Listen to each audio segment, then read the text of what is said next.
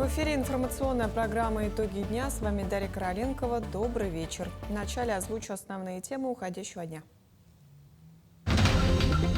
Сегодня днем пожар вспыхнул в жилом доме на улице Халтурина. К сожалению, есть человеческие жертвы. Узнаем подробности трагедии с места событий. В Якутии завершился третий антифашистский форум. Узнаем о самых ярких моментах закрывающего пленарного заседания. В Якутске открылась фотоэкспозиция Российского военно-исторического общества «Герои подвиги», посвященная участникам специальной военной операции. Узнаем подробности о проекте. В Москве прошел финал национального чемпионата по профессиональному мастерству «Обилимпик». Среди победителей якутяне. Дворец спорта Кимберлит в Мирном принял хоккейные сборы. Школьники провели каникулы под руководством опытных тренеров из Тюменской школы.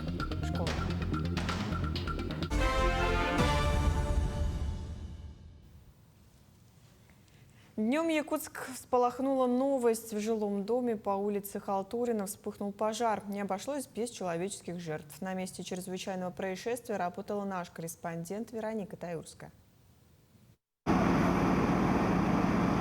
Страшную картину наблюдали жильцы дома по адресу Халтурина, 67/3. Из окон второго этажа валил дым, а первый этаж был полностью в огне. Все то, что было нажито непосильным трудом, сгорело. Жильцы, узнавшие о беде, тут же приехали на место. Во время пожара не было как раз, когда все началось. Мне позвонили, сообщили. Я приехал, тут уже тушили. Пожарные машины стояли. В течение какого времени они прибыли, я не могу сказать, потому как меня не было. А соседи сказали, что вот так. По прибытию спасателей в доме находилось несколько семей. 2 людям потребовалась их помощь, а еще 8 эвакуировали. По данным МЧС стало известно, что огонь успел распространиться на 2 квартиры и подъезд. По 12 часов поступило сообщение о пожаре по адресу Халтурина, 67/3. К месту вызова были направлены силы и средства Якутского пожарно-спасательного гарнизона по повышенному рангу пожара номер 3. Всего на тушение пожара привлекалось 73 человека, 20 единиц техники. От них от МЧС 59 человек, 15 единиц техники. В сгоревшем доме было прописано 24 семьи. Как признаются сами жильцы, дом был признан аварийным еще в 2017 году и подлежал переселению в 2024 году. У самих пострадавших есть версия возможной причины пожара. Я думаю, причина, наверное, либо в проводке, либо еще что-то. Я сказать не могу точно, в чем могла быть причина. Социальных людей там вроде бы как единицы, можно сказать. Жильцы рассказали, что буквально на днях пожар произошел в доме Халтурина, 67/4. Только если там обошлось без жертв, то в сегодняшнем пожаре, к сожалению, есть погибшие. Огонь унес жизни 3 человек, среди которых 2 несовершеннолетних. Следственный комитет и прокуратура Якутии начали проверку по факту обнаружения погибших на месте пожара. Причины и обстоятельства возгорания устанавливаются. На место выехал заместитель прокурора города Якутска. В ходе проверки прокуратура даст оценку соблюдению требований законодательства о пожарной безопасности, надлежащему содержанию общедомового имущества многоквартирного дома и другим вопросам. На контроле прокуратуры обеспечение жилищных прав граждан, пострадавших в результате пожара. По сообщению главы города Якутска Евгения Григорьева, погорельцам будет предоставлено временное жилье в маневренном фонде. Вероника Таюрская, Нюргун Старостин, Якутск. Стали известны примерные даты открытия ледовых переправ и зимних дорог в Якутии на сезон 25-26 годов. Первые из них планируют запустить уже во второй половине декабря. Одной из первых откроется переправа Хатасы-Павловск с грузоподъемностью до 3 тонн. В это же время ожидается открытие ледовых переправ через реки Вилюй и Алдан на дорогах Вилюй и Колыма с грузоподъемностью до 10 тонн, а также автозимника Тас-Юрях-Усть-Кут. Сроки пока предварительные и могут измениться из-за погоды и толщины льда. Грузоподъемность будет увеличиваться постепенно. В столице республики завершился третий антифашистский форум. Его площадки объединили ветеранов боевых действий, военнослужащих, волонтеров и активистов. О самых ярких моментах закрывающего пленарного заседания в следующем сюжете. С позитивным посылом на якутской земле жару дает группа «Мы есть мы». В ее рядах только военнослужащие Восточного военного округа. Бодро на барабанах играет генерал-лейтенант Роман Греков. А у микрофона наш герой России Радимир Максимов, недавно присоединившийся к ансамблю.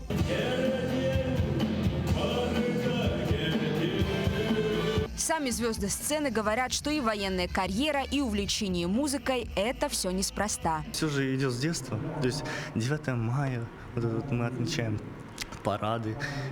С детства, то есть бабушка включала мне вот эти вот музыку военную, группа Любэ, там Газманов. Я так был наполнен патриотизмом, что вот решил это подписать, все-таки рискнуть вот всем. Я как бы понимал, что дело серьезное. И такая преемственность между героями прошлого и настоящего тянется красной нитью через весь антифашистский форум. Все-таки он проходит в год 80-летия Победы. Так же, как мы дорожим памятью о поколении победителей, мы заботимся о тех, кто защищает нашу Родину прямо сейчас. Надо наращивать нашу помощь воинам, чтобы полностью сломить сопротивление украинских нацистов и их наемников. Якутия с первых дней всеми силами поддерживает специальную военную операцию. Мы гордимся нашими земляками, которые достойно продолжают ратные подвиги старшего поколения, показывают себя храбрыми и умелыми воинами. В их числе 12 героев России, сотни награжденных орденами и медалями. И в полку отличившихся сегодня прибыло. На пленарном заседании из рук Айсена Николаева и Романа Грекова участники специальной военной операции получили награды за боевые подвиги.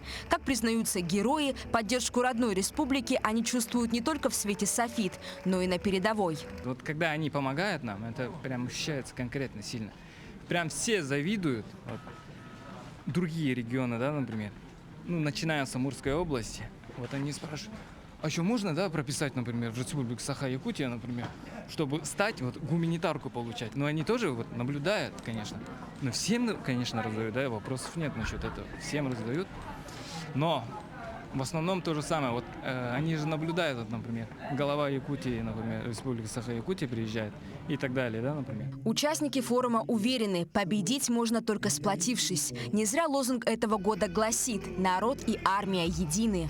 Мы вместе – это самое главное. Точка приложения всех наших усилий – это человек. Человек, который воюет, человек, который ждет, человек, который гражданин, патриот, человек, который наш.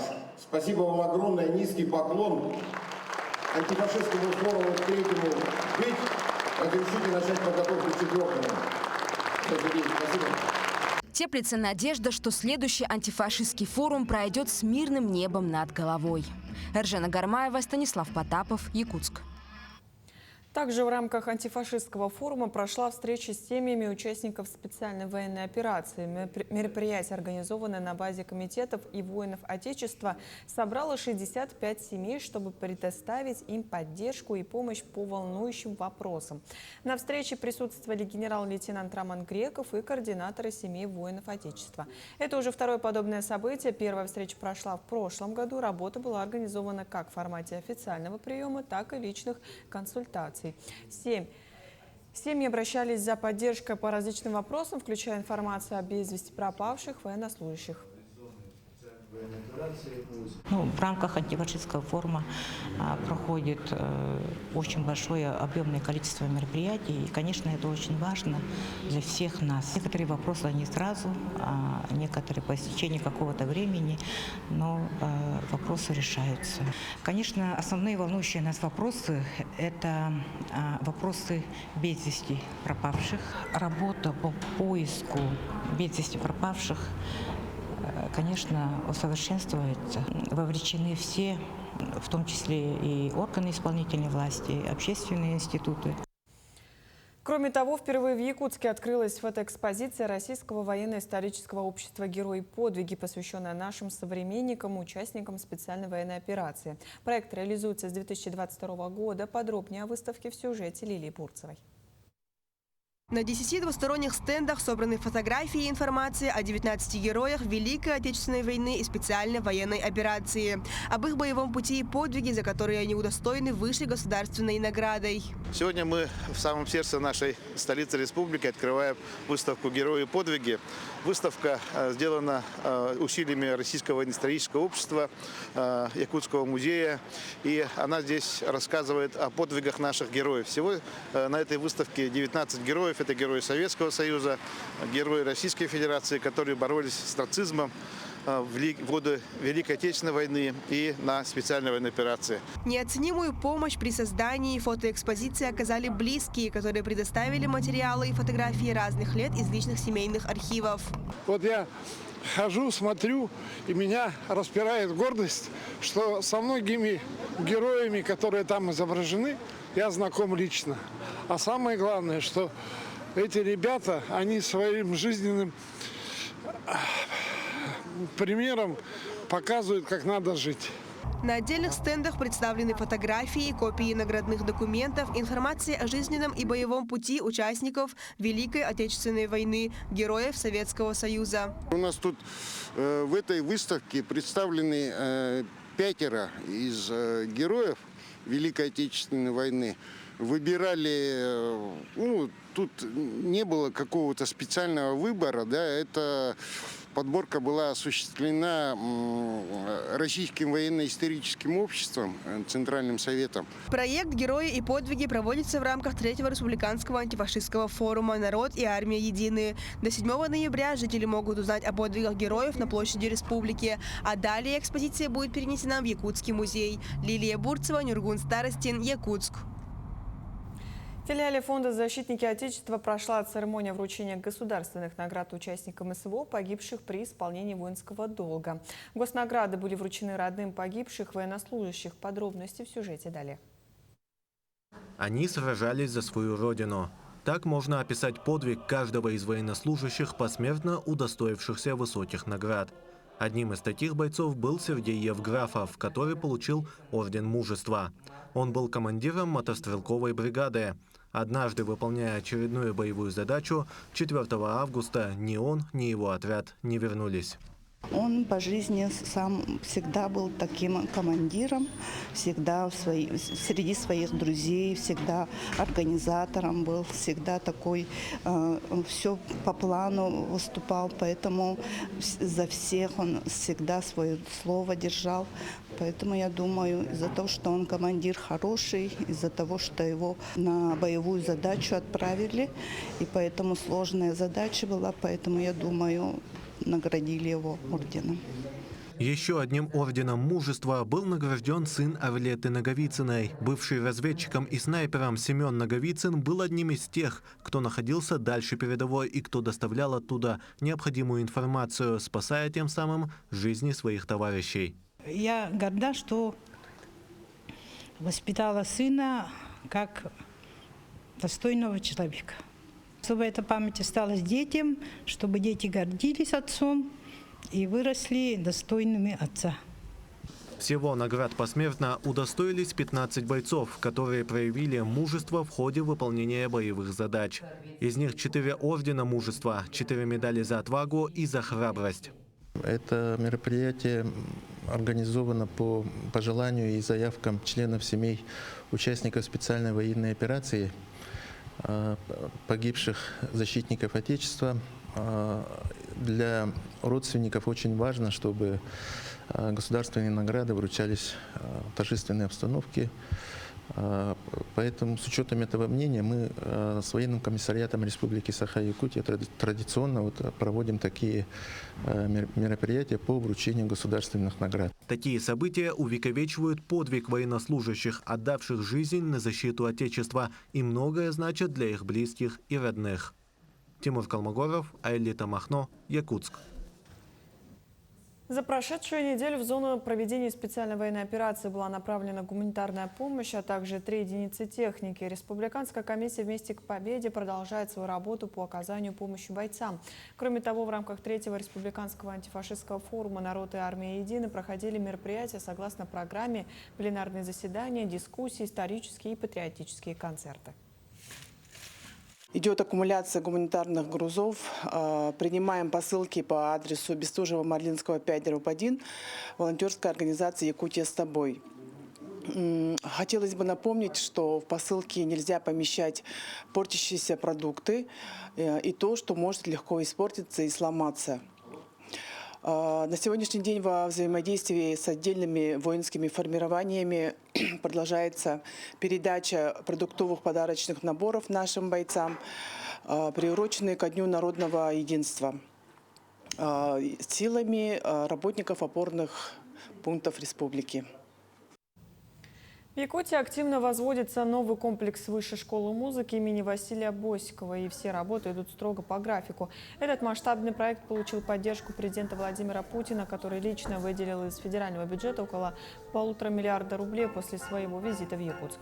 Новый трехэтажный комплекс общей площадью 9,5 тысяч квадратных метров будет включать учебные помещения для 240 студентов и комфортное общежитие на 150 мест. Также здесь появится большой концертный зал, библиотека, студия звукозаписи и современный спортивный зал. Хотела позвонить Маше. Столица Южной Якутии встречает гостей из разных районов Якутии и других регионов страны. В эти дни в Нерингри приезжают бывшие жители, руководство республики и все, кто принимает участие в праздничных мероприятиях и едет, чтобы поздравить нерингринцев с юбилеем города.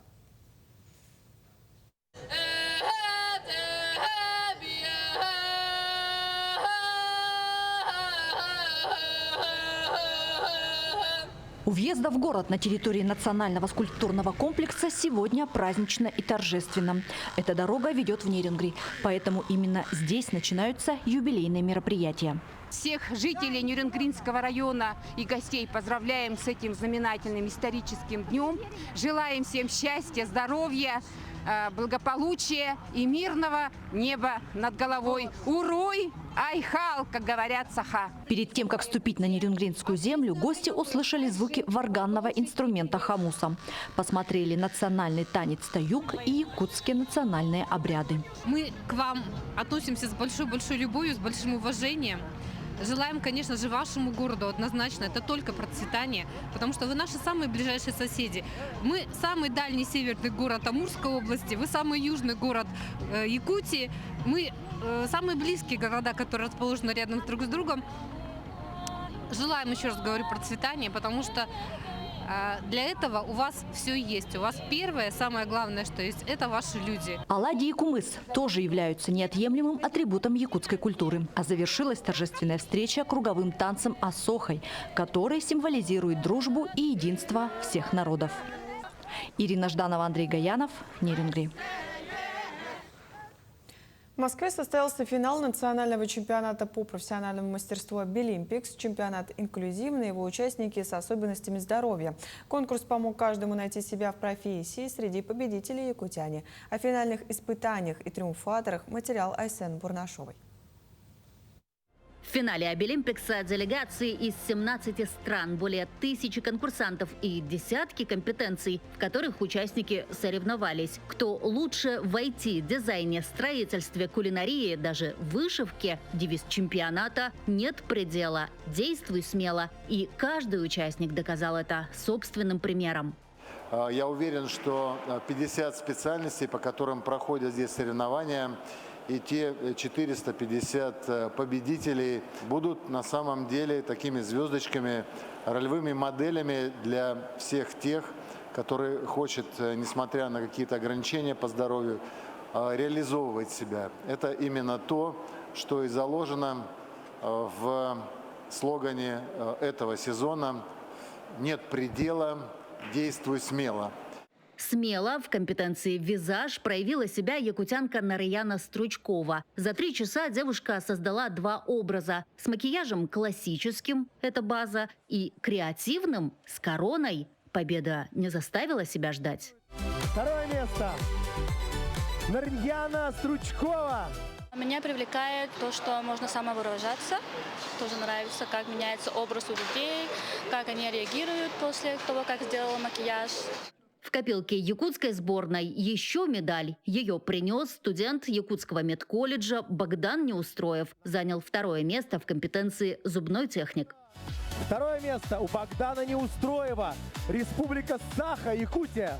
Не только медали, инициативы. В рамках Обилимпикса Якутия впервые провела свой конкурс видеороликов «На страже здоровья», «На страже отчизны» о вкладе медработников в годы Великой Отечественной войны. Пришло с Москвы, с Национального центра Обилимпикс, предложение, не хотим ли мы участвовать в конкурсе, то есть создать конкурс, приуроченный к 80-летию Победы, Великой Победы, с целью популяризации медицинской профессии. Ну и мы согласились, ну и поэтому с таким названием «На страже здоровья», «На страже отчизны».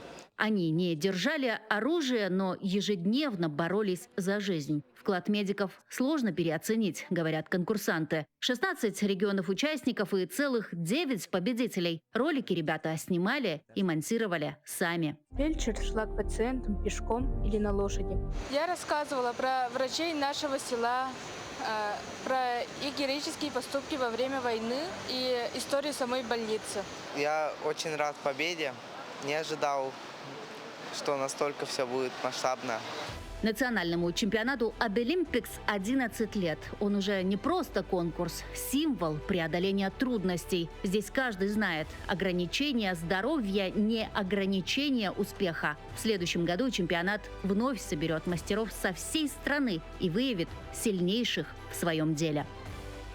Айсана Продашова, Виктор Олесов, Москва. Министр спорта Якутии Леонид Спиридонов выступил с важной инициативой на форуме «Россия. Спортивная держава».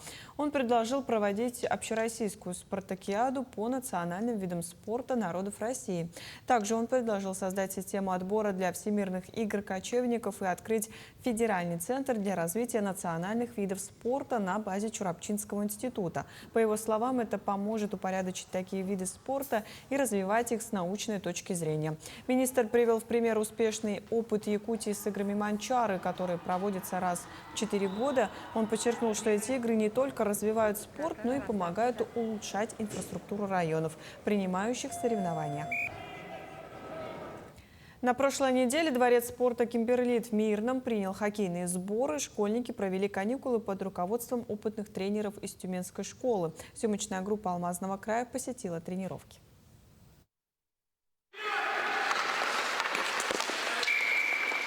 Каждое падение – это шанс взлететь выше, а в случае с хоккеем грохнуться на лед с разбега – полезная практика для развития координации и уменьшения травматизма. Будущие чемпионы использовали шанс стать асами на льду. 8-летняя Соня в первый же день освоила несколько упражнений. Кораблик, 8-ерку бросать и на одной ноге кататься, и со спиной. Там разные есть упражнения, очень крутые. Мне нравится все. Вместо того, чтобы разъезжать по сборам в другие города России, местная федерация хоккея придумала гениальный ход. Привезла первоклассных тренеров из Тюмени в алмазную столицу. Получился хоккейный эксклюзив для спортсменов из Мирного, Айхала, Чернышевского и Ленского Пледуя. Руководство КСК пошло нам навстречу, обеспечило нас льдом, раздевалками, тренерскими комнатами. Все, что требуется, для работы команды ДВ. Общее количество участников в данный момент у нас 80. Это не самый высокий показатель. В следующий раз, в следующие сборы, опять же, по согласованию с руководством КСК, если пойдут навстречу нам, мы считаем, что мы выйдем на количество участников 140-150.